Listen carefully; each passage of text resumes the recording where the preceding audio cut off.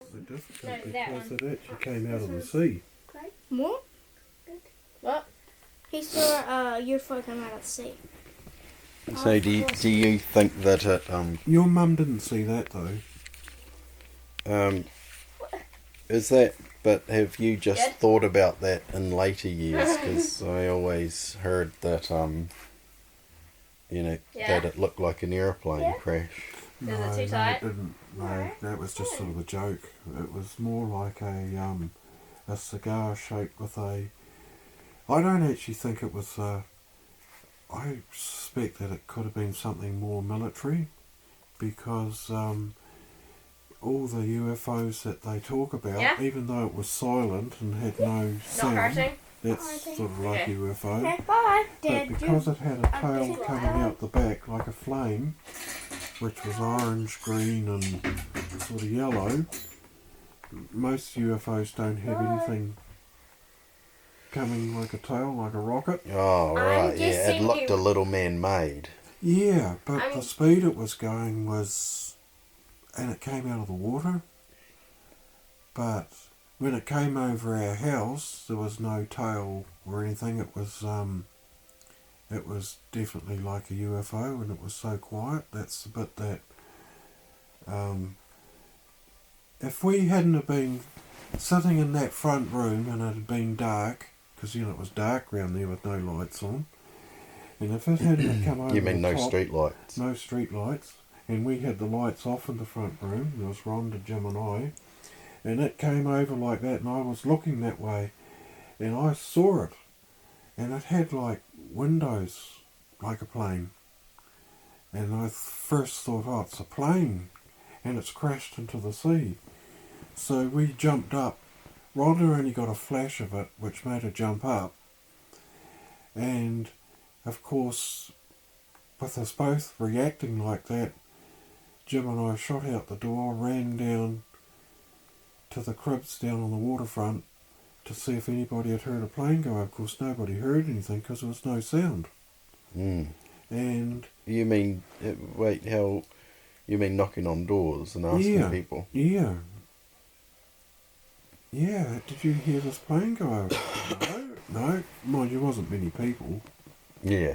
but But Jim was going along with us because Yeah. he didn't see it. no, he didn't see it, but he thought, well, shit, you saw something. I mean, you don't just jump out of your seat and think, far out, this thing was pretty big. And anyway, so after that we rang the police, and they came out, and this is really weird actually, there's a bit more to it which makes me think it's military, was the policeman come out, he was only a young fella scout, and he came out and he said, well, I have to take this seriously because he said you've got an unobstructed view from here. And he said we need to do a bit more investigating. So he rang the airport or whatever they do, and any missing planes or anything in the area, and there was nothing. So he said you can disregard that. So that'd be the flight control tower at... Yeah, and plus they get onto the link in Wellington and see if there's anything overdue or... Yeah. And there was nothing. There was no flights in that area at that time. Nothing. So then he said, we'll go do some more investigating. Where do you think it went into the sea? And I said, well, if it went over our house about here, it would have gone probably over there somewhere. And he said, oh, there's a fire over there.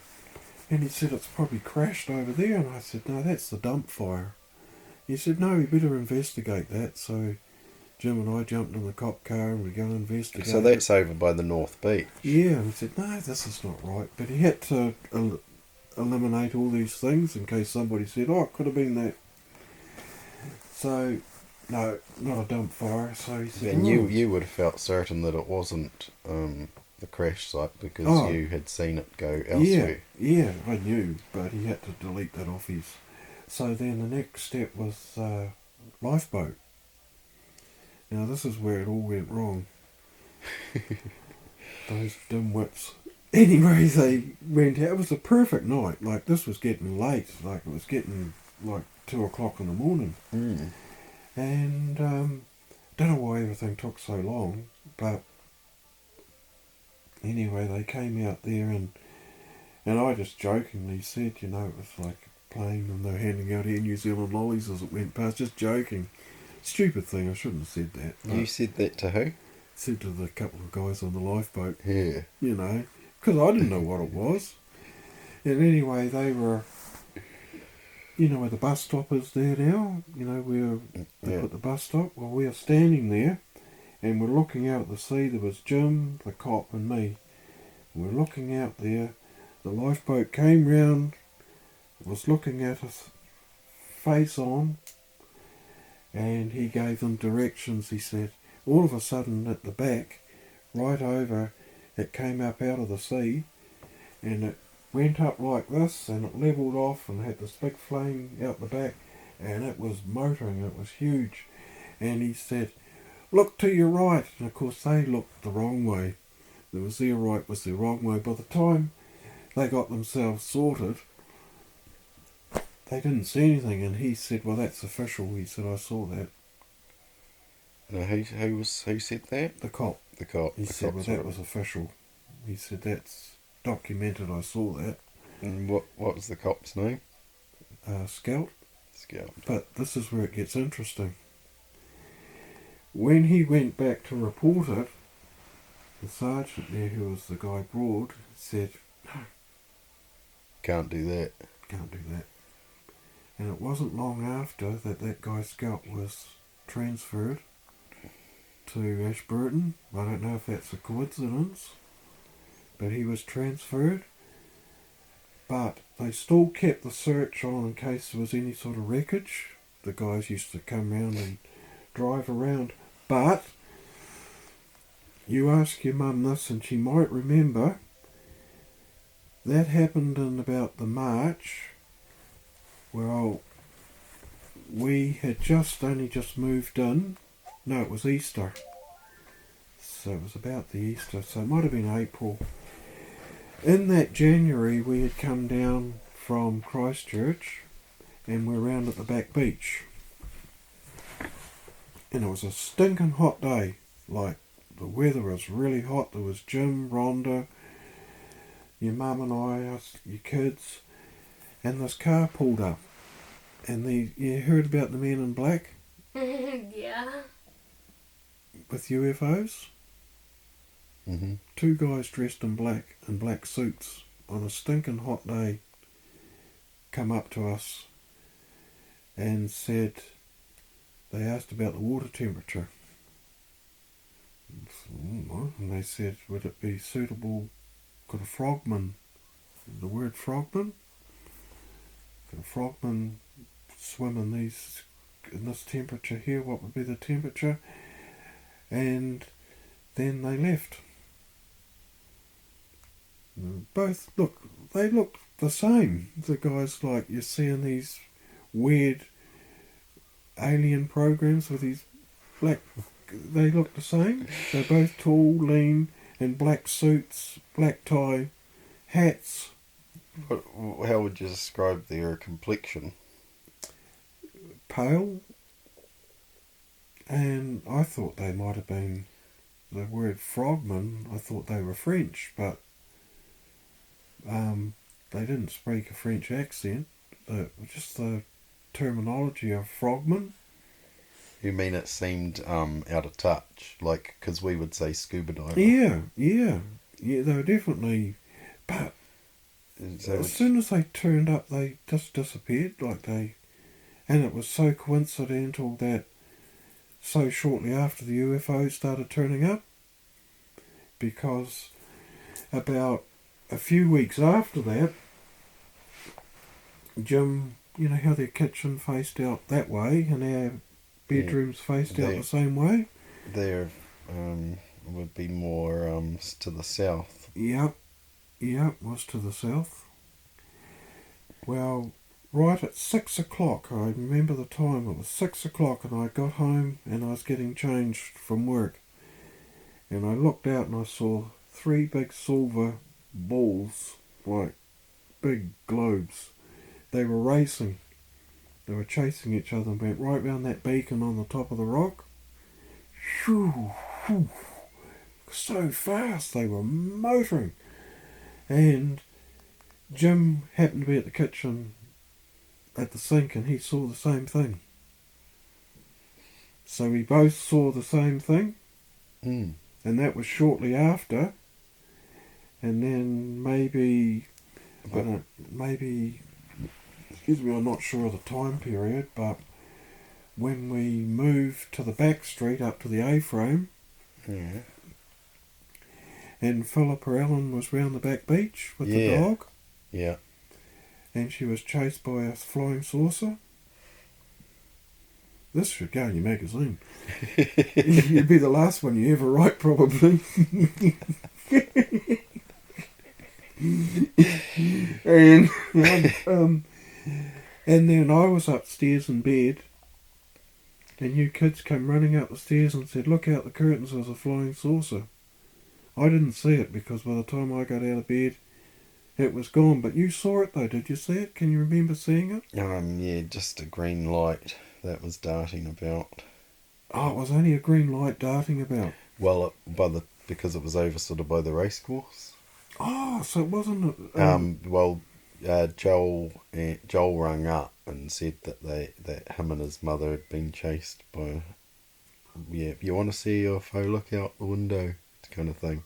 That's what Joel was saying. So that him they and had his been mother were followed chased? by it in a car, apparently. Oh. I think they were just driving home. You know how they live not too far from the cattle stop. Yeah. And they noticed a light, so she went to, she's quite a neurotic sort of person. She was a bit of a worrier. So she wanted to see what this light was around there, maybe a flare or something. This is what I'm just thinking about how I remember it.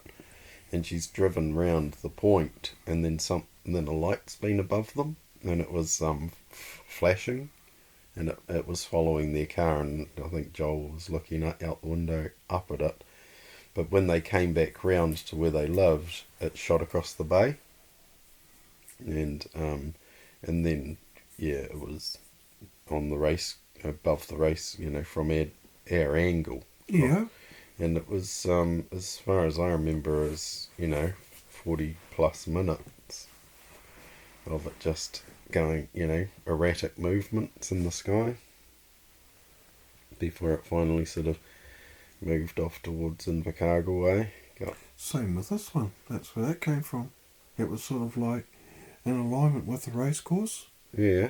Came up and followed the water line past Invercargill heading to Bluff. Yeah. But how would you say? I remember you saying once that it was like a fireball came out of the sea, or it went across the top of the water. No, not a fireball. No. It just came out like a big black cigar, but it was the tail behind it. Yeah, that showed it up. That showed it up, like behind it, which made me think.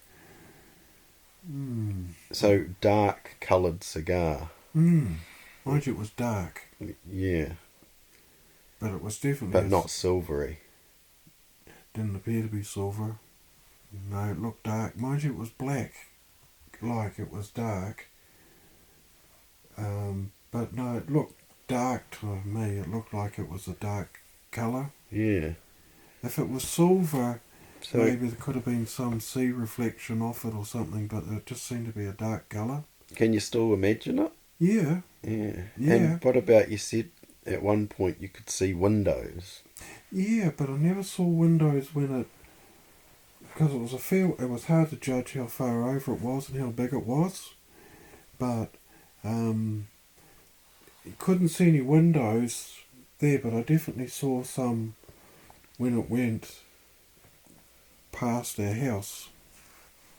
And Because that was close. That was real close. And what colour would you say the windows were? Well, I thought the windows looked like they were shaped like made me think like it was like an aeroplane. They were shaped like an aeroplane window. Kind of roundish. No, just they weren't round. They were just the same shape as a aircraft window. Yeah.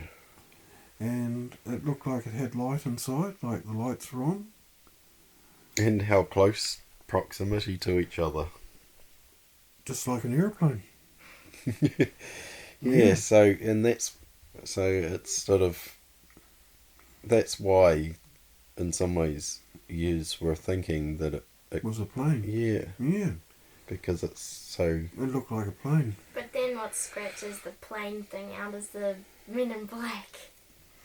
Yeah, that's pretty weird. That I think there's a real connection there. so that was afterwards, the Men in Black. No, that was before. That was in the January. They were there So- first.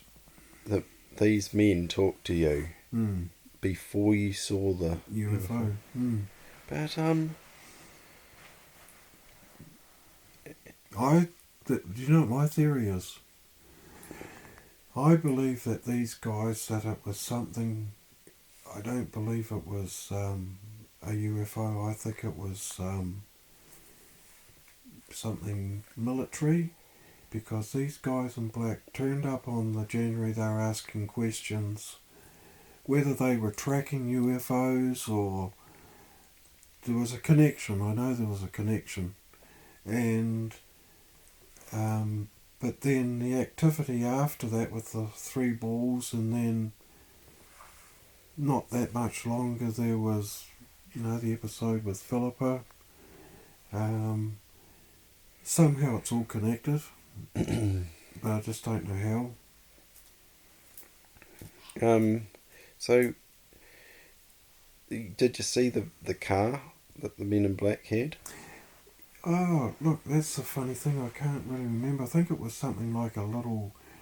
I think it was like a little European re-red Renault or something like that, but made me think they were French. Yeah.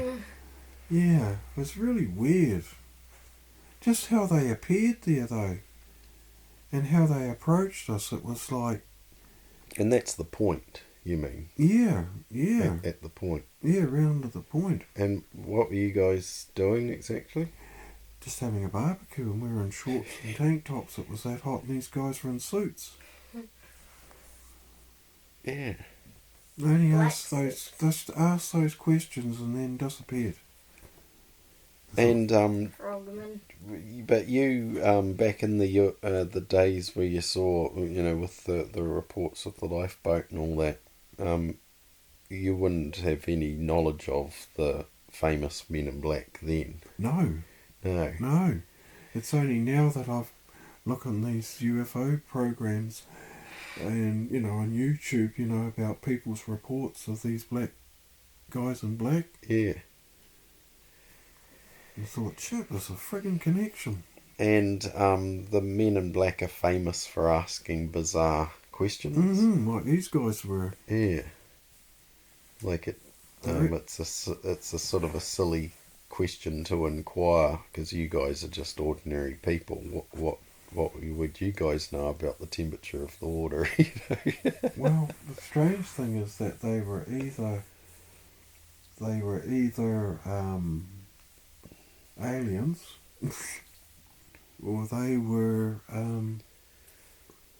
I don't know, these mysterious men that they do believe are aliens or connected as a go between aliens and our race. They Yeah, sort of- shapeshift.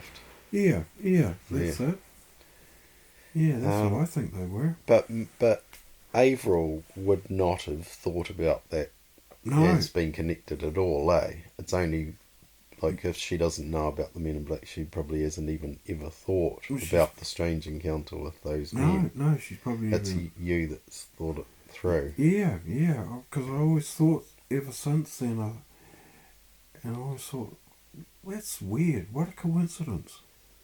The water temperature, this thing coming out of the water, the three balls that were over the sea, that strange light. I thought it was a flying saucer, but that's good that you told me that. That green light's interesting, because they asked me, the colour of that tail was definitely like a rocket. You know, it was V-shaped, like in the colour. Like different colours. Yeah, you know, like those V bombs that they used during the war. It looked like that, but bigger. V bombs. A V bomber. Those bombs that the Germans were flying bombs. It looked like one of those, but it was huge. Yeah. Now, and your talk, like, is there any possibility that it was two separate craft? No, definitely one craft. Yeah. And I'll tell you the other thing was... Is it the way it's kind of skulking about? It's sort of... It just seemed like on some kind of mission. Did it? Well, the first thing that I thought, and when I go out to Riverton, I try and work out the distance and the speed. And the thing that gets me is the period of time that it was under the water and how shallow that water is. Yeah. And the speed that it was travelling. To travel from that distance to being out of sight by the time those guys turned round, it was moving. And we were just lucky that we were standing where we were and that landscape at the back was like that, you know what I mean? So something coming out, travelling along like that, you could see it, but you couldn't estimate the speed, but it was moving. It was quicker than anything. And from a stop position. Yeah, man, that thing was moving. And that flame out the back must have been massive. Yeah? Yeah. Like as long as the craft? No, it was probably about, maybe about a quarter. But the other thing is, that guy, Scout, you know, wow, that's official. You saw it. That's official. But then you said that he wasn't allowed to report it. No. And you'll read about that all the time when it goes to get reported. It's like every police station, every place in the world were instructed. That's what it felt like. Eh?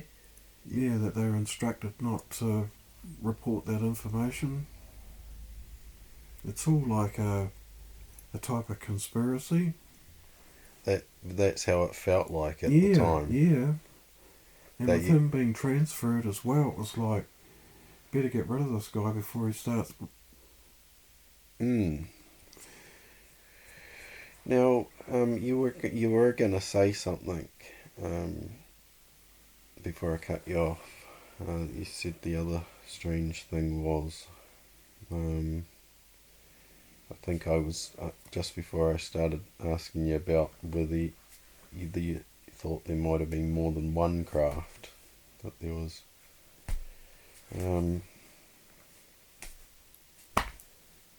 But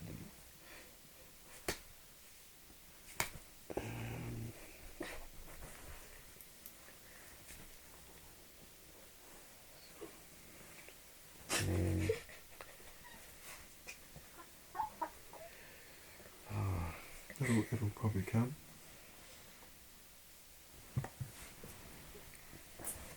And there was no noise. Now, if that had been a rocket, you know, like a rocket, you know the noise that they make? yeah. There was no noise. Yeah. But yet you could see a rocket type thing, but no noise. Yeah, which doesn't make sense at all. Which should have been roaring at the speed it was going, like it should have bloody shaken every bloody building in Riverton. But when it went over the house, which direction did it come? It came from over the back. So it came, you know, it's like it came over from the back beach, come up over the hill. And apparently, I don't know where I heard this, but there has been noted activity in that area.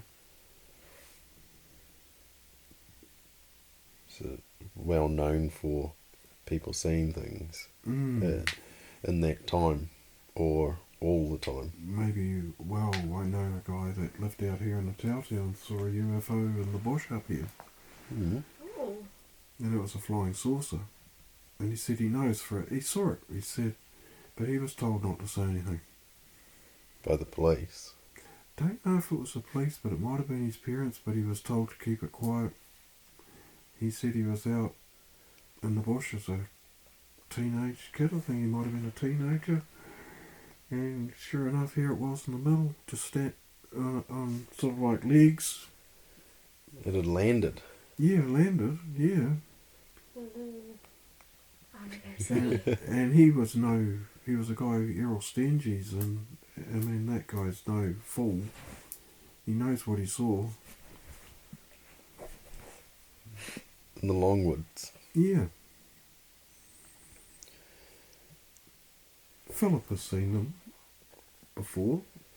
Joel's mum. Mm. Yeah. Apparently, she saw one with her sister, I think, coming home from a dance. Yeah, around Minotok there Yeah. somewhere. Yeah, in the paddock. Yeah, there was one landed in a paddock. Yeah, so They got out and walked towards it, and it flew off, from but- my memory. but the strange thing was with Philippa and Blaine, when we told them about what we'd seen, they were taking the piss. Like, oh yeah, but then Philippa did tell us that she had seen them. And, but yeah, they were sort of taken, and then that's why I thought it was really funny that she was chased by one, Yeah, so you would have been surprised that she had seen one in her early years, like it had Yeah. an actual close encounter, Yeah, because she had sort of made a joke out of it. yeah. But the weird thing, didn't it? It's appeared in the newspaper, didn't it? No. No reports at all. I thought, because that's what I think Mum was saying, is that they were handing out airline lollies. Didn't that become? No, there was no mention in the news or anything about that. Yeah, I thought that it had gone into the Southern Times No. and had become a bit of a joke. No. Hey. No, it was maybe a little bit of a joke amongst some of the guys on the life, but that just went away pretty quick. Yeah. No, there was no... So it was just a wee bit of a scandal around town. Yeah, people thought that we were just seeing things, basically. And, but no, there wasn't much. I don't think many people actually knew about it, to be honest, because I just think that it's just a shame that those guys in the lifeboat didn't see it, because it would have been a whole different scenario. Then it would have gone to the papers, Yeah. because there would have been all these witnesses, and credible witnesses, if you know what I mean. Yeah. Guys in the lifeboat. Mind you, it's been, if the police officer who saw it, that's about as serious as it can be taken. If they snuffed that, like a lot of the UFO reports, when policemen see them and document them, they are pretty much Official. yeah. And they've done that in the UK, I've seen, where they've done some real good research and it's been taken seriously, where they've actually put their jobs on the line to get that evidence. But no, this guy, I don't know why. I don't know whether they didn't want the paperwork or I don't know what it was. It was just so strange. So once Rhonda, because Rhonda sort of, it was, as kids we understood that it was both you and Rhonda that had seen it. but after that, because she would have been quite disturbed. Yeah, well, she didn't really. I think all she saw was basically a glimpse of when it came over. Because she was sitting facing the same way as me. And, but she didn't see anything after that. But worried enough that it had definitely gone into the sea because of the angle that it was going. There was no other way it could have gone. Because it was coming down like this. And we were at the waterfront, so where else was it going to go? Straight into the sea. But I'm just surprised that it didn't, how it got out so far. The only thing I can think of is just a pity that we didn't actually see it going into the water. Yeah. Because if we'd seen it going into the water, how did it get away out over near the racecourse? And then it may not have gone into the water. No, it might have gone across the surface and plopped in, but we didn't see that. But I'm surprised that when I think about it, because we reacted real quick, like we were out that door pretty quick. Mind you, that thing was moving. Although it didn't seem to be going fast past our place, it just sort of like cruising. But by the time we got out on, you know how we had that sort of little balcony thing there? Mm-hmm. Why didn't we see it? Unless it went round, I don't know why we didn't see it. So you saw it through the windows, and by the time you get to the balcony, you've lost sight of it. Yeah. Yeah. So it must have gone onto the water.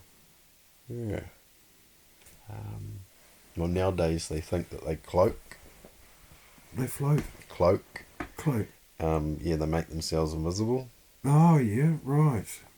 Like, they reckon there's UFOs all the time, but we can't see them. And that people pick them up on night vision. Yeah, well, yeah, maybe. Like, yeah, What? but I know what you mean. Why night time? Why do they choose night time? Yeah, why this one night time? Well, the other thing is we were recently watching some stuff where the UFOs were, they are floating in the sky, and then all of a sudden they shift quickly into the cloud, and then they float while they're in the cloud. And then if the cloud starts to disappear, they shift again to get back into the cloud, so they kind of try to hide a little bit. So the cover of night. But yeah.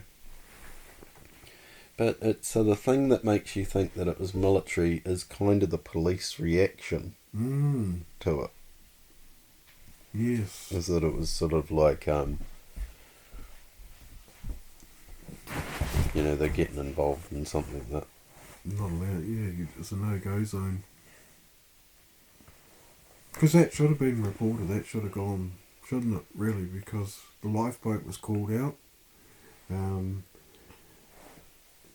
Yeah, I mean... Well, it could have been a private plane, couldn't it have? No, all that was... Yeah, I suppose because they've got to be all... Yeah, there was a helicopter that was overdue, but it turned up, but it was moored over Milford.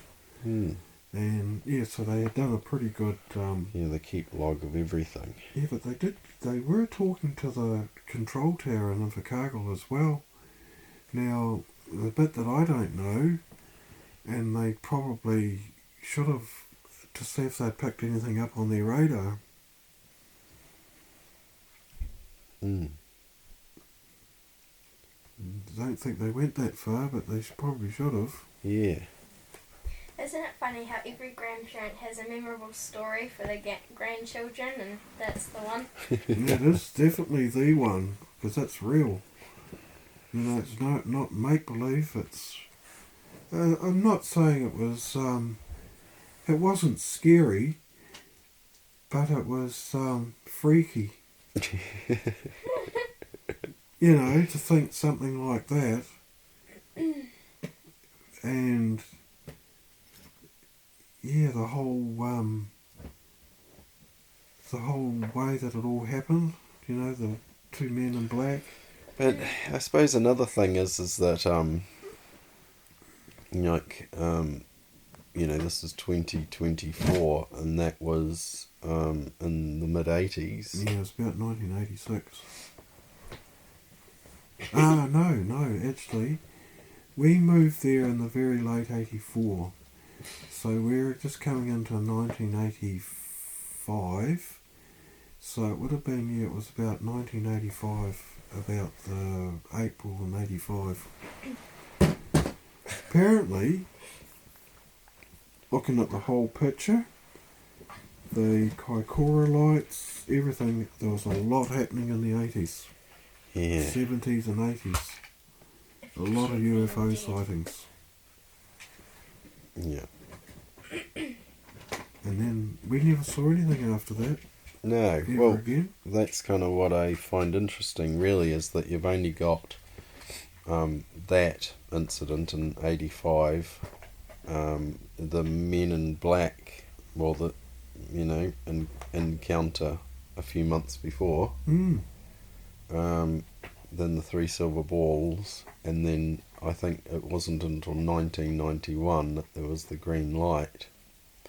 But it's interesting, in all this time, it is just those incidences. And then they're gone. Yeah, but it kind of adds weight to those incidences because, like George, famous UFO people, they have all sorts of different cases that they report, and in some ways they discredit themselves over time. Because, people obviously start to go, oh, well, how can you can't really believe someone that sounds like a lot of tall stories. But because, and even you said how it keeps sort of playing on your mind every time you go to Riverton, you think about the speed that it was doing and stuff like that. That sort of adds validity to it, that, it's something that stayed with you. God, yeah. Right, And those silver balls, how they were evenly spaced, and they were racing. They were racing. They were definitely having a race. I mean, that's so weird. Like testing out the technology, do you think? Like, can you... Maybe, yeah, sort of like a test flight or something. It was like... and to use that beacon as to go around it. Yeah. Like a speed trial, But the manoeuvrability of it was like nothing we could do on this planet. Especially back then, and even now you couldn't do it. Yeah, and to keep in formation. In formation, and they did. But if somebody asked me what the size of them was, I've been to that beacon and trying to work out the size of them. And that beacon's not as big as I thought it was. Yeah. It's not even that really big, but so I'm not sure what size the balls were. I'd have no idea. Right. But Yeah. they would have been, well, if somebody did the calculation of the distance from our house to where that beacon was, it's quite a distance. But then it's elevated as well. So the balls would at least have to be, well, I don't know, maybe as high as to this arch here, big balls. So 3 meters. Or 2 meters. Or 2 meters. And they were silvery. They were silver, yeah. And no sound? Nope. Not a sound. They were just about transparent. Yeah. They weren't silver plated or anything. They were like, basically like they've been describing off the Kaikoura coast. They were translucent, like almost see-through, like orbs. Orbs, that's how I describe them. Orbs. Sort of had a bit of a silvery sort of a look to them. But the light at 6 o'clock at night was like a, I don't know, type of a reflective light on them, if you know what I mean. Was there any possibility that the men in black that you saw, do you ever think of them in a ghostly sort of way? Like, not... Oh, just the way that they disappeared, it was pretty weird. I don't even remember how they arrived. Yeah. And the way they left, I don't actually... I remember them going to the car, but don't remember the car leaving. Yeah. Like, seeing them drive off. It was like... But they appeared from nowhere. We didn't see them arrive. Yeah, it was sort of like, no, I just can't think what, I just think it was strange that they talked to us and then it was us that saw Yeah. what, Yes. what had happened. It was like, But that's common. That you know, in the cases that I've lots of cases. That's kind of it's sometimes people that go through this stuff, they feel meant to see it. Like they meant were to see it, yeah. Like they were meant to look in that particular direction. Yeah. That's where I'm sort of, I suppose, bringing up the the ghost kind of thing, because it's sometimes hard to know whether this phenomenon is, to do with extraterrestrials or whether it's paranormal ghost stuff. Because you haven't really had... I remember you saying to me when I was a kid about meeting someone who could do tricks on a train, like tell you, and there's some kind of seance or something. Oh, yeah, man, that was scary. No, that was when you were studying printing. Yeah, it was in Seance. Auckland. Yeah, don't go there. Because the kids, we sort of, there's quite a lot of ghost hunt stuff and that we watch, eh? Yeah, I wouldn't have believed it if I hadn't have been. They had like it was like a Ouija board, and A Ouija board. People always call it a Ouija board. It's a Ouija board. Ouija, I never pronounce things right anyway, it doesn't matter what it is. A Ouija board. Ouija, but yes, so the thing was, he was communicating with a ghost on the train. Why would you do it on the train? What's he doing on the train? Yeah, why is he doing it on the train? The ghost was on the train going from Wellington to Auckland. Travelling on the train. Like, is that what the ghost always does? Don't know, it was just weird, like, I'd had nothing to do with it, and of course a couple of guys were doing it, and then he said to me and my cobra, and we said, oh, no way, He said, go on, it won't hurt you, so with the questions that he asked, and there's only stuff that I knew, there's only stuff that my cobra knew, like the grandparents' names and middle name, that every question was answered. 100%. That's what freaked us out. Like, how do they know? Like, it's got to be... There's no other way. There's no other way. And you're not touching anything. It was touching like a little, I don't know, it was like a little cup cap thing, and this thing was just going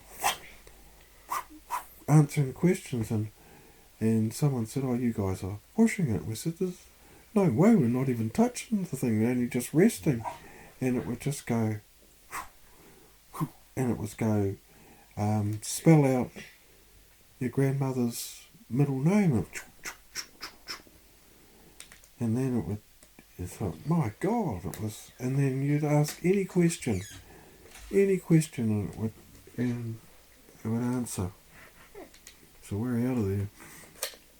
Didn't hang around in there. We was terrified. Not terrified. Just as he said, the ghost that he was speaking to was drunk as well. Drunk. on the train. Yes. Yes. So that ghosts can get access to alcohol. Well, I think it's maybe how they passed. Yeah. Maybe. He died that way. Yeah, he died that way, maybe. Yeah, but yeah, I just don't know how this young fella knew so much, because we were only 17 or 18, and obviously had done it before, but he didn't seem scared or terrified, and just said that that there was people behind him watching us and in the room, So he was someone who could see them and or sense them or something. yeah, sensed them, and yeah, no, it was too freaky for us though. Where do you think he was from? I just can't remember which one he was. Whether he was the guy from Dunedin or not sure. Can't remember. Yeah, that was my only experience. It was pretty freaky, Yeah. especially when you only know stuff yourself and. Oh, and yeah, and they can describe people that are there watching, and like the ghosts that are watching, and it's pretty freaky. Were you were on your way to Auckland, Oh, I was in Auckland then. and that was on a train in Auckland? No, this was in our room in the barracks. Ah. Yeah, but the ghost he was communicating with was on the train. Ah. I gotcha. Yeah, sorry, I don't know what that was about though. Just had to be somebody that came into the... But you guys had travelled by train? Yep. Yeah, I don't know if that was a connection, I just think it might have been. Because certain ones just come in and come out. Yeah. And I think this one just came in. I think there might have been a few, actually, from memory. Yeah. And this one just happened to come in and out, And that was the last time you ever had an encounter with Ouija boards and stuff? yeah. Yeah, I don't think it's a very good idea. No, I don't either. There's a method they use in Sam and Colby at the Conjuring House. When these two people touch wrists, like they can sense them and see them and all that. So they touch wrists, and then all of a sudden you can hear all these footsteps, like crawling up the stairs or walking into different rooms. And then they go A, B, C, D, and there's always a footstep on whatever letter they want. And so then they stop there, and they start again, and it spells out sentences or words. Wow. Colby burst out crying because they said his dead grandmother wants a message for his father or something. It's really creepy. Well, they reckon all that, I remember a guy I worked with in Christchurch, he was in his 40s, and he always reckoned that the connection was the same. UFO and the other life was all, certain people saw that stuff, but it's all connected. Mm. The likelihood is if you see a ghost or something, you're going to see a UFO. Yeah, yeah. Well, yeah, exactly. That's that's why I am kind of wondering about all the different, just seeing if they're, what you think about what does connect. I saw that ghost program on TV where they went into Larnach Castle. I'll never forget that. Did you see that one? No. They run out of there. They took off while they were filming that. But the camera was still going, and I saw it. It was, they went into his, not his office, they called it something like I don't know, his den or wherever he used to have his cigar and stuff, and the guy was calling out his name, and all of a sudden the room went freezing cold, and this guy started to get the real shits, the willies, and he thought, then all of a sudden I saw it, it was a ghost, but he had like a hoodie on, and he was standing in the doorway, and they freaked out and they were out of there.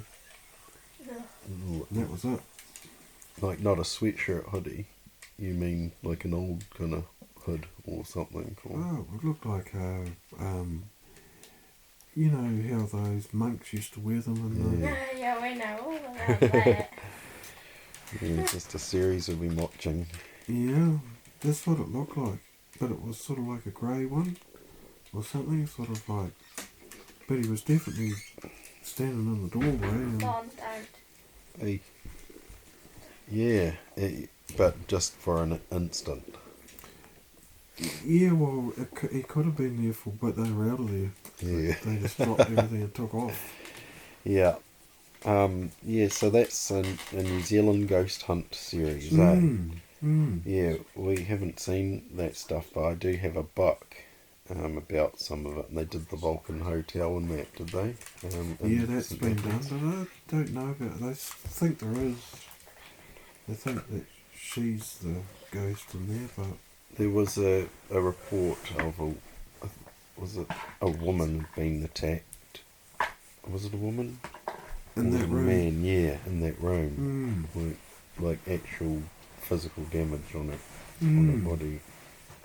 It sort of seemed pretty legit to me.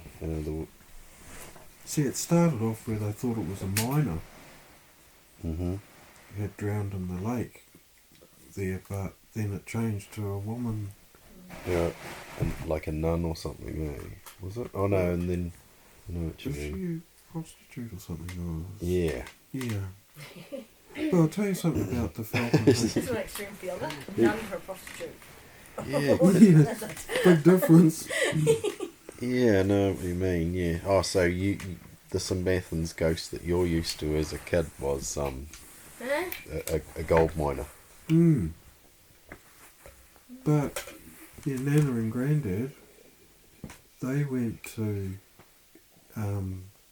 St. Mathan's one day when they lived in Alexandra, and it was just a beautiful, calm, hot day, not a breath of wind, and they got out of the car and they're just walking to the hotel.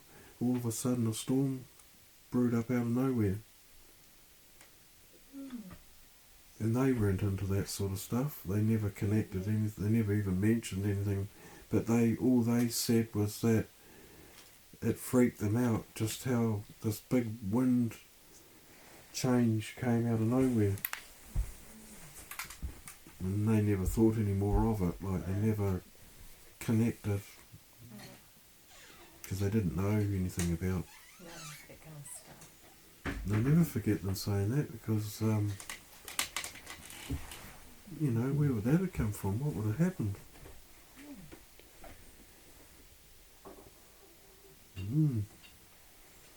just thought it was weird that it happened to be in St. Bathans. Yeah.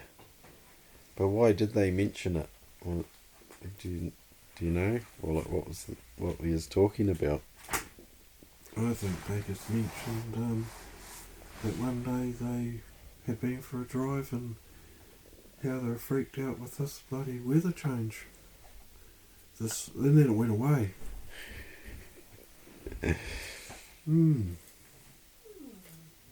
Yeah, it's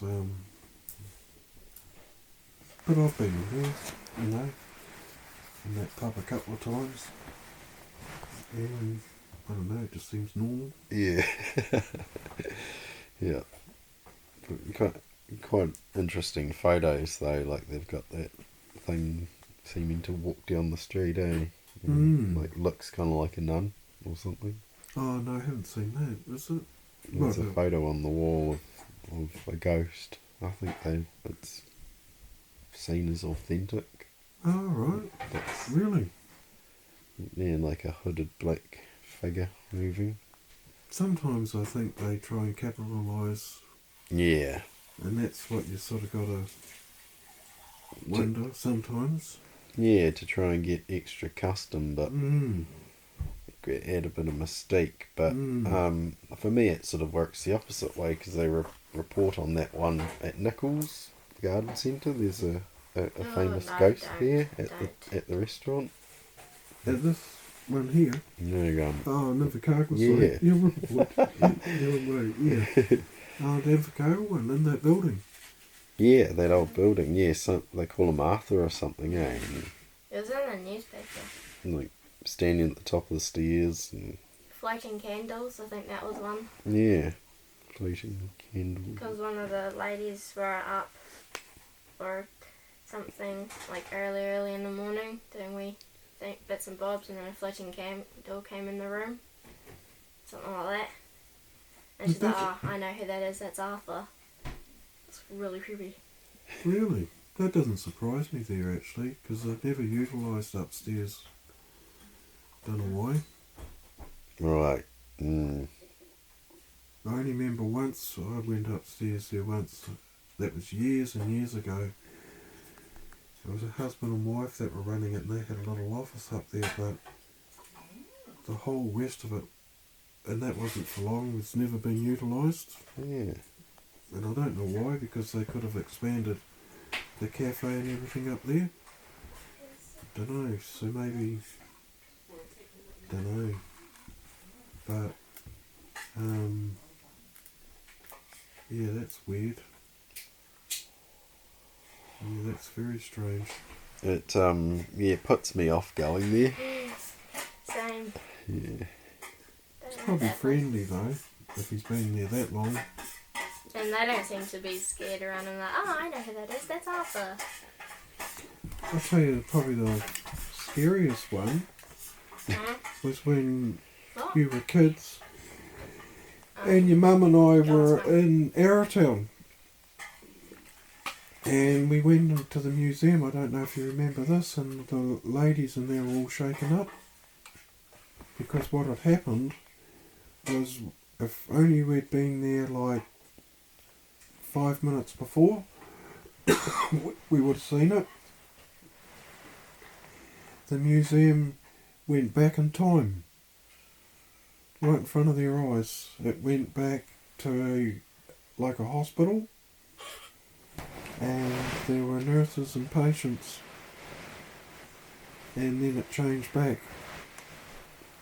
Put it.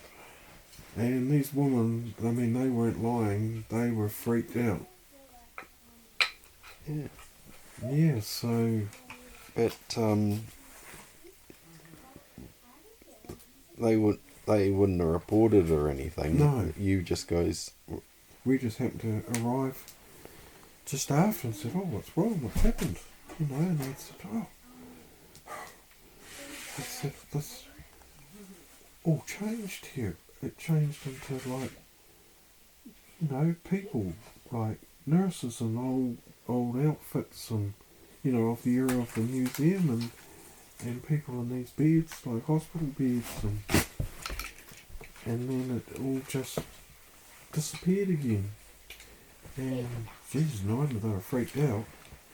But the same happened in Hamner Springs, I read, because we used to go up to Hamner quite a bit. And at the old hospital, I think it was a woman or a guy, came down early in the morning and went to the kitchen there to get his breakfast, and here was a lady and her son sitting there in like 100-year-old costume having porridge at the table. And they looked at him, then they disappeared. Mm. And then across the road at the hotel, everything happens together.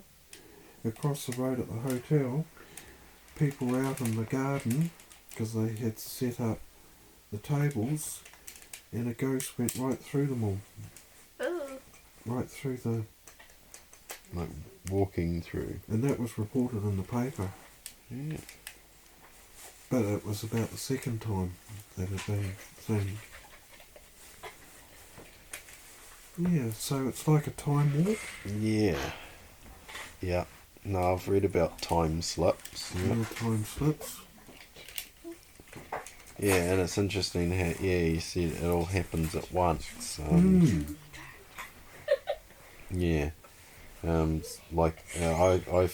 sometimes thought about it as like Einstein sort of said that, space-time is like a sheet. Mm-hmm. So if if you had ripples in the sheet, could it move time backwards and forwards for a moment? Because space is so big, just a slight ripple in the space-time sheet could send us back into time, and then back, images of it or something. Well, that's what they're saying now with reports about interviewing these aliens that they've captured. That, or not so much, no, not the ones that they've captured so much, but the people that have been abducted in a way but returned. Mm. And the common thing is what they've said is that the aliens, they're from our future. Yeah. So they were us, but now all they're doing is going back looking at history. Mm. You wouldn't know though, you wouldn't know if it was... Time travellers. Yeah, time travellers. Hmm. Yes, But- and they say, we feel sorry for you humans, as you have got so much potential. And what does that mean? Yeah. That's another thing that, a lot of people get disappointed by their messages.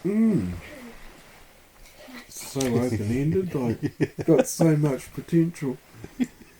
We feel sorry for you, you've got so much potential, woman. I know. It's a real mystery.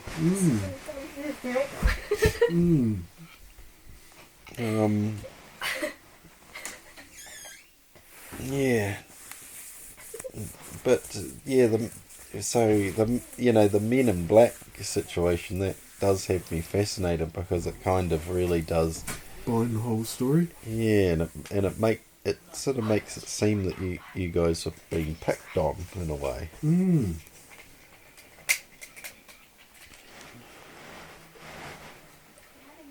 I don't know. It seems pointless, really, too, doesn't it? Because, the pointlessness of the sighting to a certain extent. But yeah, I've got a book on New Zealand UFOs, and I suppose I've been reading lots of different things, and I think that around that time, 1985, there was some serious stuff going on. I'll be able to, I'll and I've always thought that your sighting fits in with the rest of them. It's probably even more. And is a real doozy. Yeah, shit, yeah. Especially coming out of the water and actually being, well, I was going to say documented, but it wasn't documented, was it? Actually, it's sort of coming back to me. I think it was one of our warships was being sent around that time to track them. Right. Yeah, it is it's quite a serious case that was going on. Yeah, and it is really official. Yeah, I'm pretty sure it was one of our warships.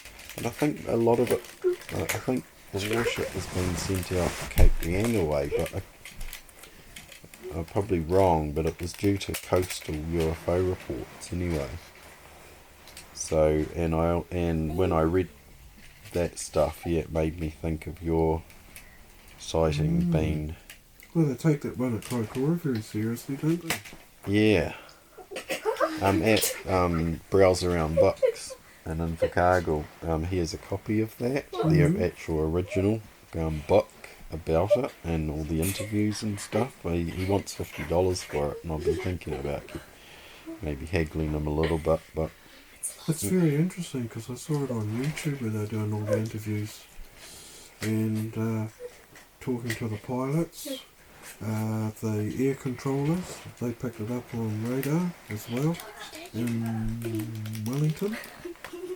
Picked it up, tracked it. Of course, the government tried to say that it was squid boat lights and all that, and they said there's no way. There's just no way could they try and cover it up like that. See, they were trying to cover it up, and these Yeah, it was a pilots TV crew were, that filmed it. yeah, but Quentin Fogarty, Yeah. and he's talking about it, and they interviewed him just recently, after all these years, and he vividly remembers everything, and what they saw, and how these things dashed and darted everywhere, and there's just nothing on this planet that could do that. And yeah, so but it went for hours. Like, it wasn't just lasting for a short time. They were there for long enough for another plane to leave from Wellington to fly to Kaikoura.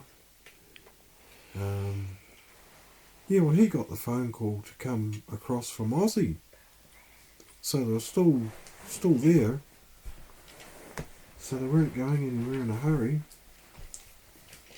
And yeah, they got some great footage of it.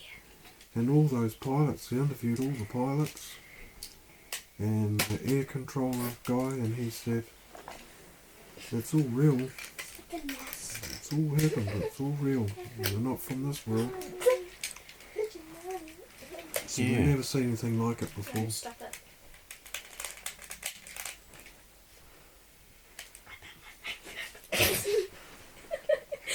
She just bit her finger. I better make time, even though it's daylight saving. It's 5:25. I better Yeah. see Cheryl and see what's going on. See what's happening. She just bit her finger. You bit your finger through the sandwich. Just a piece of bread. You must be really hungry.